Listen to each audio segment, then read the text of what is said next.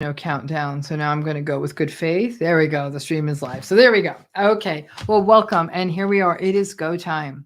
One more time, I get to go to bed and wake up, and this thing's released. This day has been looming large for me for literally years now. And now here it is. So tomorrow gets to be an interesting day. I'll hit you up from the road as I travel to go talk about the book. But in the interim, let's go ahead and talk a little bit about a narcissist resistance. Again, first of all, I want to start by thanking all of you. I know some of you already have the book in your hands. I can't thank you enough for having enough belief in it, in me, to give it a shot. And I'm just going to read a tiny bit to you as I do. And then this is a short paragraph, and I'm going to get in some stuff around no contact, which I think is worth mentioning. We'll get to some questions, and then I'm going to probably get myself once again to bed. So let's talk a little bit about this. Is the chapter on narcissist resistance, right? Because this chapter is crucial. You'll heal. Whether you stay, whether you go, you're going to keep encountering folks like this, or you're going to have to keep managing it while you're in the relationship. So let me read to you this. Healing is an act of resistance, defiance, and rebellion. It requires a commitment to breaking out of long-standing cycles of self-blame and away from the existing narratives from the world at large. It means ending intergenerational cycles of trauma and toxic relationships. Healing is not just about getting past a broken heart, a toxic divorce, parental estrangement, or a narcissistic boss. It is about a shift in your psychology, worldview, and perceptions. So that's sort of really what this is. It's no longer about, this is, again, it's once you get to this phase of the book and this phase of healing, it's no longer about radical acceptance. You got this. You may not like this, but you see it. You've grieved it. And while you still sometimes feel sad, it's not your everyday. And then you get to this point where you're like, okay, there's actually more of this going on than I thought. I was so focused on my divorce that I missed that actually this friend has been quite toxic and is saying things that are sort of messed up. So there's a lot going on once you get to this phase. So what I'm going to talk to you about tonight in our live is this concept of ongoing contact with a narcissistic person. Again, I'm going to give it sort of a kind of a glossy look. There's a lot more detail on it in the book, but this idea of contact. And the biggest thing that people talk about is no contact, right? I've no doubt you've heard that. Go no contact. Nothing. The sort of virtual disappearing act. Short of them maybe knowing your address, but other than that, you'll block them on your phone. You'll block them on your email. You'll block them that we won't get their texts. You block them on social media. You don't take their calls. No contact, right? No contact is a very big, very heavy hammer. If you use a sledgehammer to kill a mosquito, you're definitely going to kill the mosquito. You're just going to take some other stuff out, and it might be a little bit heavy, and you may not have a sledgehammer nearby. No contact is something that is not available to everyone who is healing from narcissistic abuse. In fact, I'd say a relatively small percentage of people are actually able to access no contact for any appreciable amount of time. Why? Because we can't walk away from all these folks. If you're co-parenting with someone, you can't go no contact, at least not while the kids are under 18. And even after that, there's graduations, there's weddings, there's stuff. And so it can be hard to do that for any extended period of time. With families of origin, because depending on how big your family of origin is, you may not want to go no contact with everyone. So going no contact with one person can also get to be a bit tricky. It's hard in the workplace if you keep the job, right? You might have someone you don't engage with as much, but simply not, for example, speaking when you're spoken to or not going to meetings where they're at may simply not be possible. So it's not possible everywhere. And there may be some cases where you just decide to keep that person in your life for whatever reason. You keep that person in your life, right? So no contact, like I said, big, heavy hammer. But the problem is a lot of folks online are treating that as though it's sort of the primary path forward. Oh, you found out someone's a narcissist? No contact. It's not that simple. Now, people who go no contact will say, yeah, this definitely worked. But this is, I think, no contact's a great tool if you're, for example, in a relationship of maybe 5 years or less and you never had kids. No contact may work when it's one family member who may not be as embedded with the rest of the family and you don't see them as often. Those things can be possible then, right? And then you're done. No contact, again, when the less ties you had with the person, financial, otherwise, you're not legally married, whatever, it gets easier to do no contact. But people still find no contact really difficult, and they'll find themselves slipping into it. There might be the narcissistic person may try to do a light Hoover, and you may respond. And you might say, "Gosh darn it, I went 32 days no contact." This isn't sobriety, right? You don't have an addiction. I'm tired of people saying people in narcissistic relationships are just addicted. You're not addicted to anything. You were in a really unhealthy relationship with an incredibly unhealthy person who had no problem with how they were treating you. So it's not an addiction. And so if you, let's say you do respond, it's not as though like, oh my gosh, I have to start from zero. You're not starting from zero. Those 32 days of not having contact with them, you did heal. And so I think that it's a very, very high bar, and sometimes leaves people feeling worse should they have contact. And then there might be things that pull you into contact that you didn't want. An example might be you go no contact with a family system, and then someone gets very sick or someone dies, whatever it is, you do get pulled in, because to stay out anymore is just not practical. And then you get pulled back in and you're really resentful because you thought, I set this ultimate boundary. But every day you go no contact, you're healing a bit more, right? You're not dealing with their nonsense.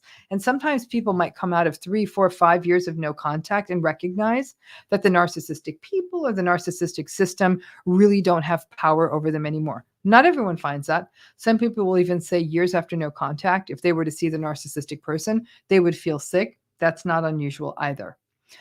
But like I said, no contact is not always possible. It's not always practical, and it may not be what you want to do. So what does that leave you? That leaves you low contact. And low contact is really sort of the gray, where most people are sitting when they're trying to heal from these relationships. So speaking of the gray, let's start with the Grayrock, right? The Grayrock technique, Grayrocking. I'm Grayrocking them. I talk about it. I write about it. I go on about it here. But let's be careful with Grayrock, because if you've ever been in the presence of someone Grayrocking, or even if you've Grayrocked, someone looking from the outside in, it almost looks antagonistic when we're saying, no, yes, I see. That kind of looks a little whack, right? So Grayrock is great. And I've said this over and over in these lives. It's great if you're texting, if you're emailing, brief kind of stuff, great. Brief, tight, not getting into lots of flourishes. I have worked with many a person on rewriting a text so it's more Grayrocky. That's where it works. But if you are, for example, if you are in a co-parenting setup and you're doing a lot of yes, no, your kids get a little weirded out. The younger kids really kind of like, what is happening, right? At work, it might seem antagonistic. In a family setting, it's certainly going to seem weird. You might someone will say, you're making my wedding weird by being like this. Please don't do this. And you feel like, I'm just trying to Grayrock. I don't want to give them supply. Any of you who've gone through a narcissistic divorce may know Tina Swithin's work. Tina came up with the term Yellowrocking, right? A little bit more color, a little bit more you. That's another, I find it to be a far more preferable way of doing low contact. Yeah, sure. Gosh, this rain again, right? So instead of, it is raining, that again, it looks a little weird. But yeah, it's raining again. I know. So all these roads closed. You're just giving it a little bit more pizzazz. So people around you are seeing like, you're just being you, but you're not saying so much, right?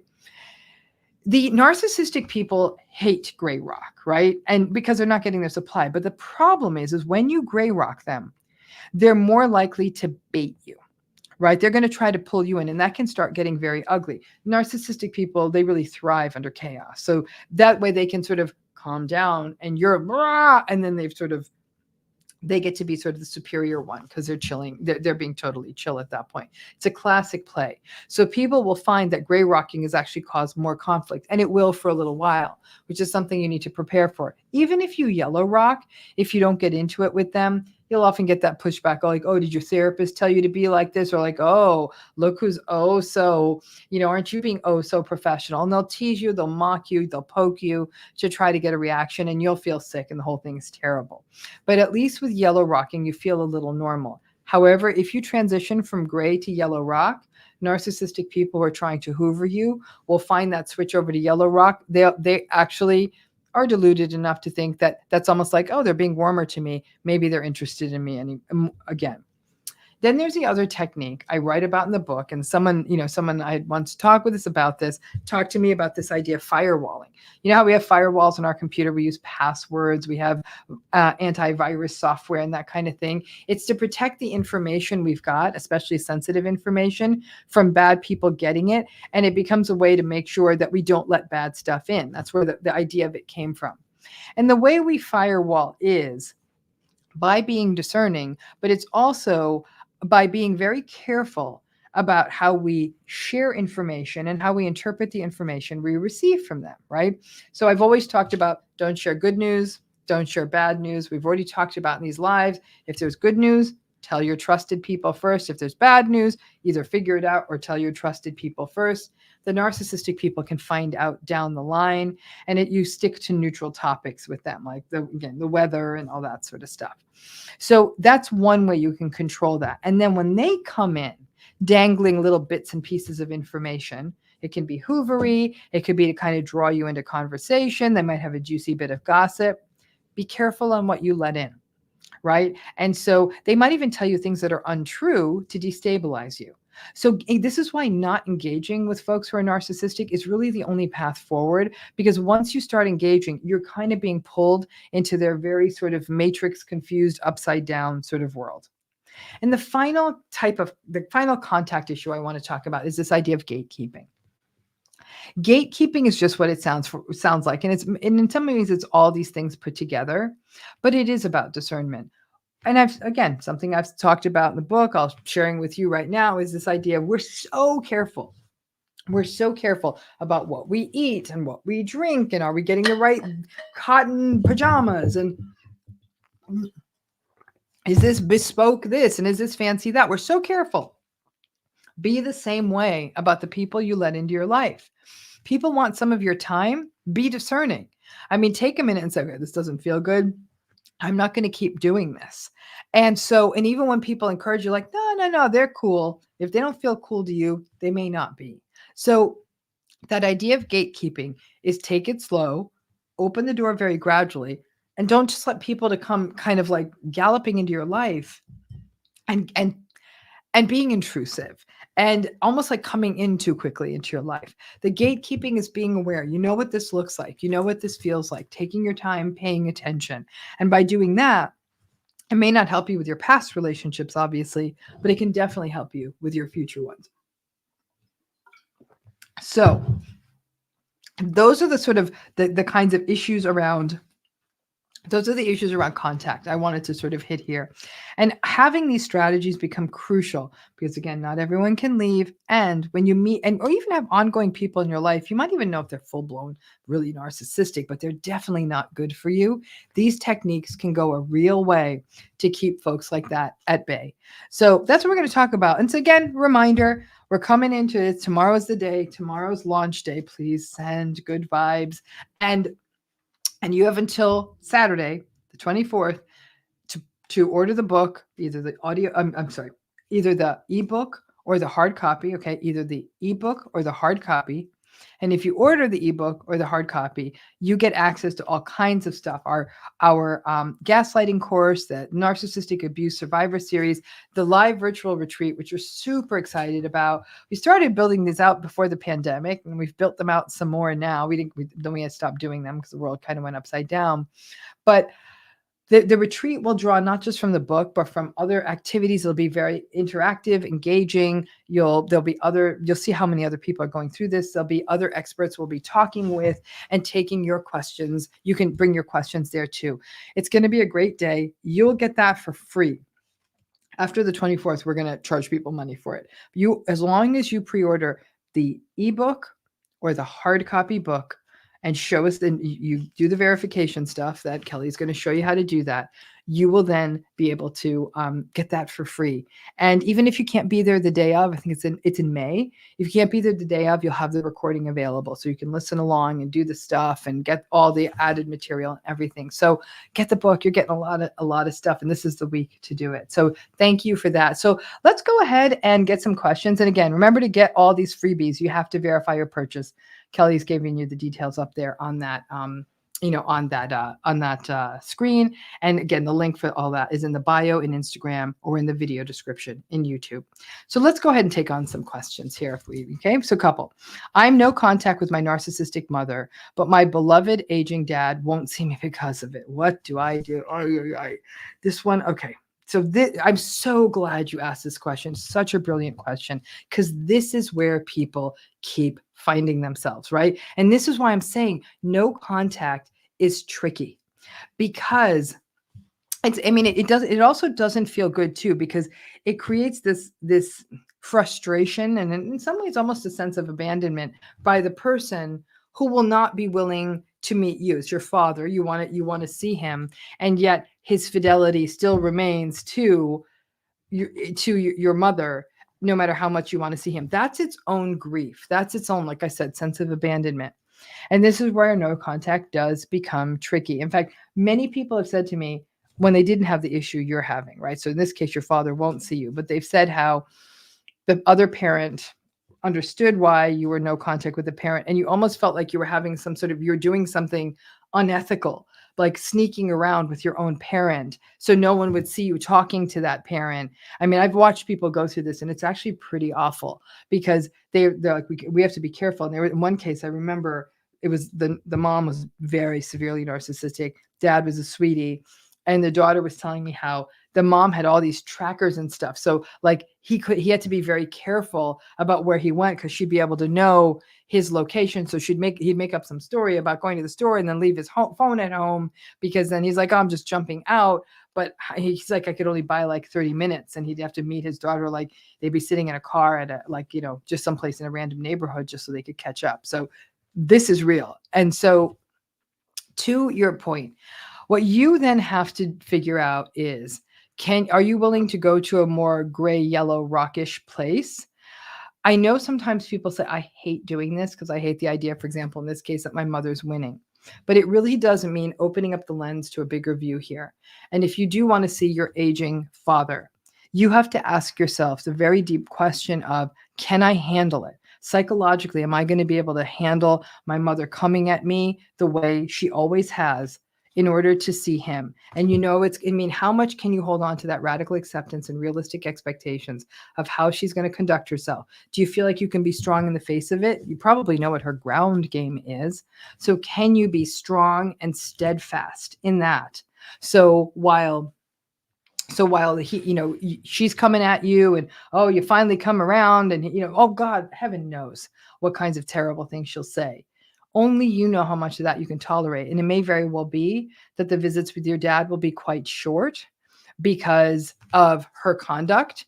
You know what? Maybe your dad needs to see it, and then to see what you're really sort of having to push yourself through to see him. And maybe he'll come around.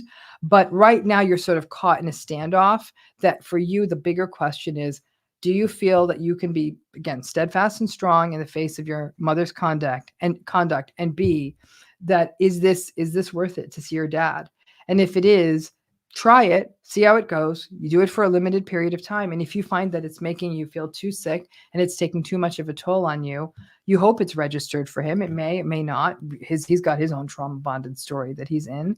And you get that visit, and then maybe you have to say to him, I'd love to see you. This is not healthy for me. If you're willing to meet me halfway and see me without her, great, but I tried.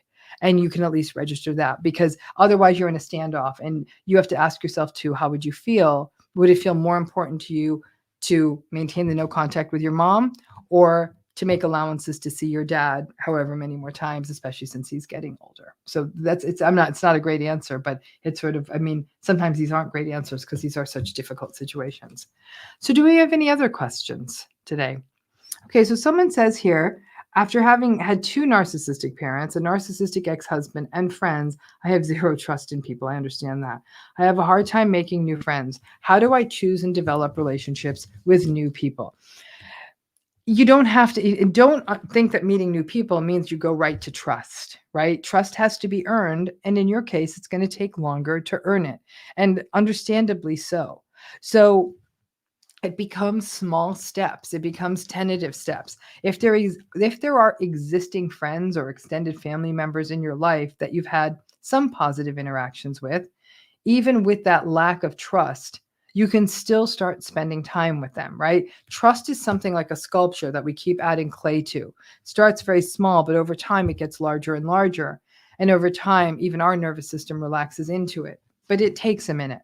If you don't feel like you have that place of existing folks in your life, trying to meet new people in whatever way you can. In some cases, it could be group therapy, it could be support groups, it could be practicing the development of trust even in something like a therapeutic relationship, which is also going to be challenging given all the betrayals you've likely experienced.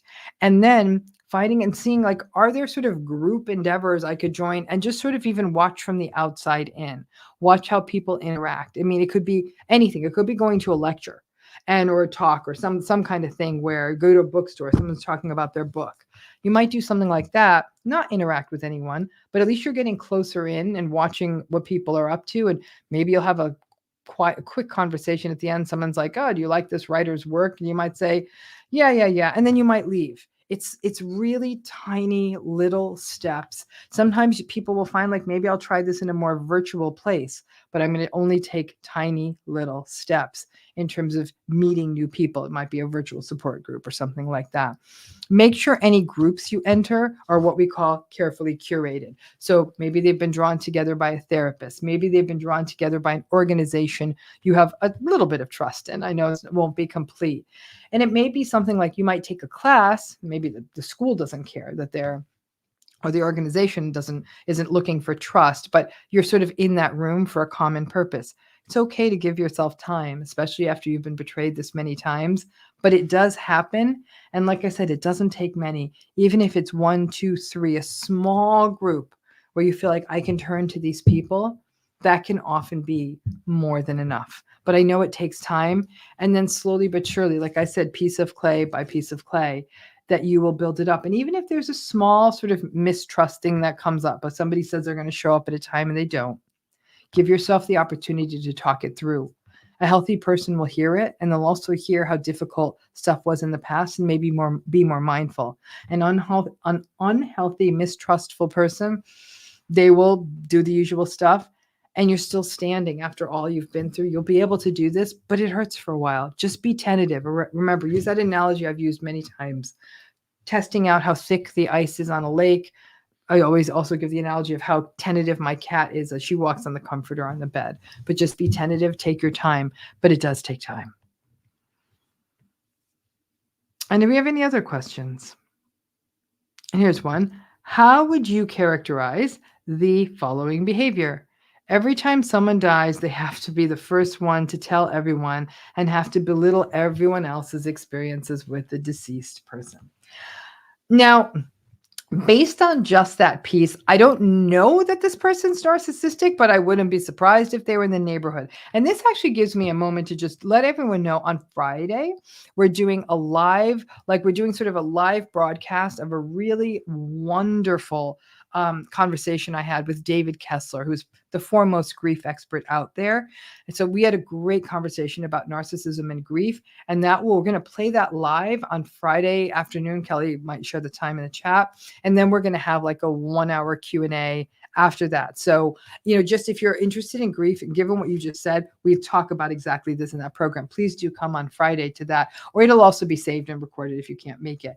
But okay, so that behavior is, they're making it about them, right? Somebody dies, it's all about them. They have to it's this weird sort of town crier to help themselves feel important. So it's a self-centeredness. It's a lack of self-awareness. It's the need to be the center of attention. And then this sort of entitled, egocentric position of, I knew them better than anyone. You didn't know them, and invalidating their experiences. Like I said, we're racking up the points here on the likelihood that this kind of behavior would track with something in the neighborhood of antagonism and narcissism. But when someone dies, and especially if that someone is someone you're close to and who meant a lot to you, and then this person is sort of acting almost like a busybody in this role, it can amplify your grief. I think that this is sort of a message that this is definitely someone where you don't want to speak. If you're going through a process of grief in a family or in a friend group, I don't know who this person is to you, steer clear of them, because the last thing when we're going through acute grief of someone we genuinely care about and someone's coming around and saying, no, no, no, I was closer to them, it's an absolutely horrible feeling. So that's how I would characterize it. I need a little more, but I definitely say if we're not fully in narcissism, we're definitely right there at the toll gate, at the border. So Kelly, do we have any more questions, or are we sort of, is that it? Okay. This is a good one. Thank you for sharing this. Actually, we don't often talk about this. Any tips for living in an apartment complex with narcissistic neighbors? Such a good question. We don't think narcissistic neighbors, I mean, neighbors, right? What do we really know about them? But it's actually a big deal, especially when you do live in closer quarters, like an apartment complex, where things like common areas and trash and how people keep their places and parking spots and all that becomes really interdependent. So narcissistic people in those situations can be so impactful. In fact, we might even have a video about something like this. But even if it's not an apartment complex, could be your next door neighbor. These can actually be really, really unsettling experiences to live next door to someone or in the same complex as someone who is entitled, who is manipulative, who lacks any empathy, who is so self-centered, and they will have no problem dropping a dime on you, creating problems for you with the management, leaving you really mean notes. It's funny you say this because I actually, to the V who asked this question, I lived in an apartment complex when I first had gotten divorced, and I was with two little kids, and I was living close to the bone at the time. And it was terribly narcissistic neighbor. She was very, very, very cold and mean. I tried to be friendly to all the neighbors. It was such a tough time in my life. She would very rarely say hello. And then one day, I think my kids were young. I think one of them was like 5 or 6 at the time and was playing with a ball. And she immediately called an HOA meeting to talk about a child was bouncing a ball, heaven forbid. And my favorite was, just to help you feel better, this person, one year I'd gotten a Christmas tree, a real Christmas tree, and I took it to the trash. And then my plan was to follow myself back with a broom, right? So I took it down and I didn't properly wrap it. So some needles got left behind. Well, this neighbor follows the trail of needles like the wicked Hansel and Gretel witch and finds it's my house and leaves this terribly mean note on my door. And I remember crying that day because it was just such a mean note. And I already had the broom in my hand, was literally just going to go back over my path. But she literally beat me. It was like she was waiting for it. She was a terrible person. But because she was the head of the homeowner association, what she said sort of kept, and she would monitor everyone's parking spots. It's really I ended up moving. I actually, be frank with you, I didn't want to have my kids have a life where they couldn't bounce a ball. So I ended up moving from the apartment. And, so I think that when this happens, it creates a stress, and a lot of people don't get it. Like, how do you know your neighbor's narcissistic? This kind of stuff, mean notes and like monitoring your stuff and staring in your window or whatever it is they're doing. Or like I said, complaining to the management about you instead of coming to you first are all classic elements of a narcissistic neighbor. What do? I mean, number one, you make sure that you're well within normal limits where the rules are concerned. Number two is you don't get into the mud with them. If I can give you one piece of advice, a narcissistic neighbor, like, they're often really sort of sad people who have nothing else going on but to attack their neighbors. And they've got nothing but energy for this. And you've got a lot more going on in your life. Don't get into the mud with them. You follow your rules, make sure you get your own documentation. And save it all. So when this person is complaining about you, that at least you've got this record. But it can be difficult. They'll literally be waiting for 10:01, and you might still have a little bit of music on, and they may still turn you in. And all you can do is communicate with management. And so not all of us have the luxury of being able to move from a place. I tried for a year to make it work, and I couldn't make it work.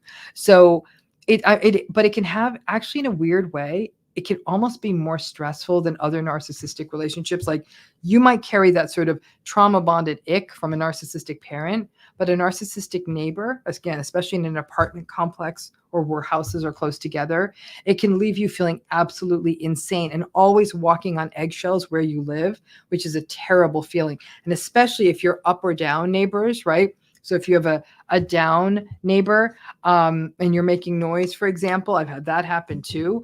And you literally feel like you can't even walk in your own apartment.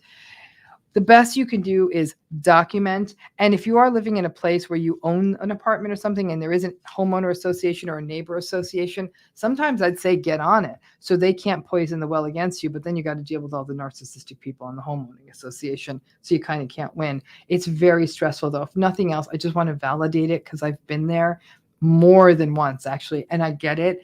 And I didn't even know way back in the day when I was much younger in college apartments and stuff. I didn't even know I was dealing with narcissists. I didn't know that. I didn't have that working framework, but it was miserable. So again, document, keep your own pictures, recognize that they're always looking for it. And then hopefully if you keep your side of the street clean, they'll find another neighbor to go after. But I really wish you luck with that. So I want to tell everyone, thanks. I go to sleep tonight. I wake up. This book is out. I'll give you a little hello on I'll be doing a live tomorrow from the airport, actually, very early in the morning. Most of the West Coast people, unless you're an insomniac or go to work really early, you are going to miss that one. But I'm going to do another one in the evening. We'll talk about what's going to be happening this week.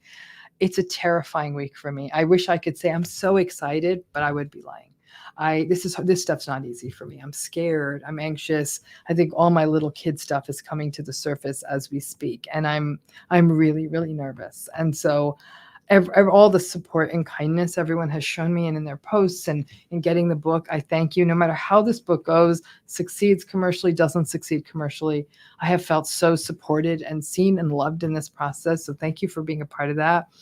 But this is not an easy week for me. Again, I wish I was that person who got excited at these times. So just be gentle, keep spreading the word. I'll see you in the morning. And if not, then I'll see you in the evening. Thank you for sharing part of your President's Weekend with me and enjoy the short week ahead. And thank you again for your support. And again, Tuesday, February 20th, it's here. Thank you so much.